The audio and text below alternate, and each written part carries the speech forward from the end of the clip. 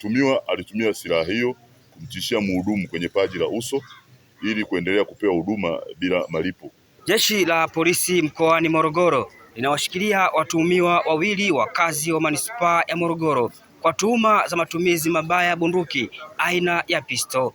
Akizungumza na waandishi wa habari, kamanda wa jeshi la polisi mkoani Morogoro, SACP Alex Mkama, amesema watuhumiwa hao ambao wanamiliki silaha hizo kihalali walizitumia kinyume cha sheria, huku wote wamezitumia katika maeneo tofauti ya baa, huku mmoja akitumia silaha hiyo kumlazimisha mhudumu ampe kinywaji bila kulipia katika moja ya baa iliyopo manispaa ya Morogoro.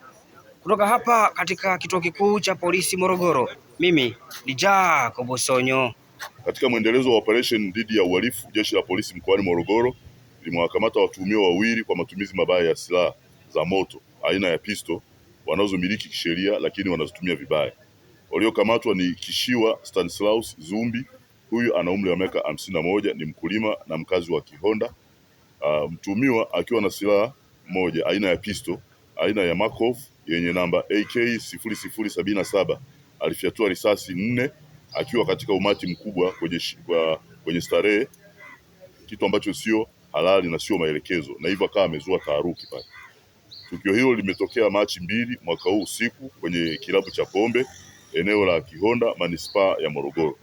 Vile vile amekamatwa Ibrahim Ideva Yusuf, huyu ana umri wa miaka 45, ni mfanyabiashara na mkazi wa Tumbaku, kwa tuhuma za kutishia kuua kwa silaha, tukio ambalo limetokea Machi 13, 2026 huko katika klabu cha pombe eneo la 88 manispaa ya Morogoro.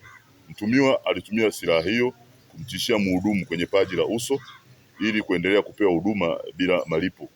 Mtumiwa alidhibitiwa na kunyang'anywa silaha hiyo aina ya pisto aina ya Browning yenye namba B 395661 ikiwa na risasi 5 kabla haijasababisha madhara.